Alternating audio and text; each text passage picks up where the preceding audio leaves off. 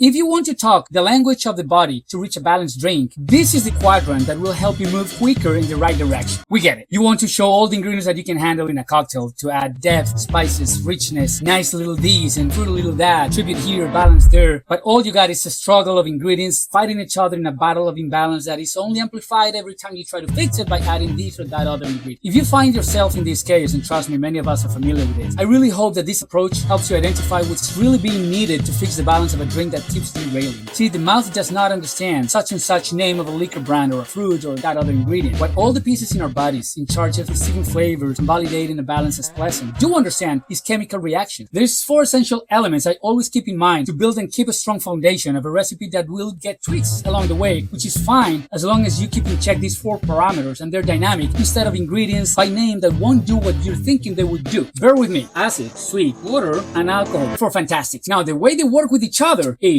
acid and sweet balance each other, and water and alcohol do the same to each other. So if a drink is too sweet, you're not improving it by adding more water or alcohol. It is acidity that it needs. And if it is too strong in alcohol, adding more lemon juice doesn't help either. It is plain dilution without the acid that is needed. Now, keep in mind that when I say acid, this could be in the form of citric acid, lemons, limes, or malic acid from grapes and apples, or lactic acid from yogurt, kefir, buttermilk, whey, or acetic acid, vinegars of different kinds, succinic acid, and so on. The sweetness will be contained, obviously, in sugar and syrups, as well as honey, maple, and alike, but also in liqueurs, cordials, certain wines, flavored sodas, and some fruit juices or purees. Water for dilution could be in the form of plain water that you just add directly to the drink, water from the ice of a shaken or stirred drink, club soda, but also flavored sodas and juices, and alcohol from spirits, liqueurs, amaros, beer, wines, vermouth, etc. And yes, many of these ingredients do have a little bit of these all at different levels. So your job is not to figure out a proportion of names of known ingredients, but rather a proportion of what they stimulate in your sensory system, which are these 4 things. Sometimes you will want to adjust the acidity of a drink without adding citrus juice, like in a highball or a spirit-forward classic. And in this case, now that you understand ingredients differently, a great tool is to use acid solution, such as a blend of citric, malic, and lactic acid or vinegar by the dash. This allows you to enhance the acidity and lower the pH without altering the drink's volume, the dilution, or adding the fruit flavor. Now, the opposite to sweet is not always acidic. Sometimes you want it to be dry. And a few tricks I like to use to bring things to the drier side when I don't necessarily want them to be clearly acidic. Cherry wines, particularly Fino, Manzanilla, and Amontillado, just work great. Aged cherry vinegar, dry vermouth, some tea for its tannins. But hey, all of these have to be in very small quantities, just enough to get the effect. This is not the moment for them to shine as noticeable ingredients. If you can identify the sherry, then I went too far with it. And sure, there's more factors to play with like bitter, umami, texture, etc. But this basic foundation should give you a solid framework to begin with. And now you know why Midori with Grand Marnier, mango juice, and club soda were just not working. So next time you get on the task of tackling the balance of a drink, keep these 5 elements in mind and enjoy the process, now understanding the ingredients differently.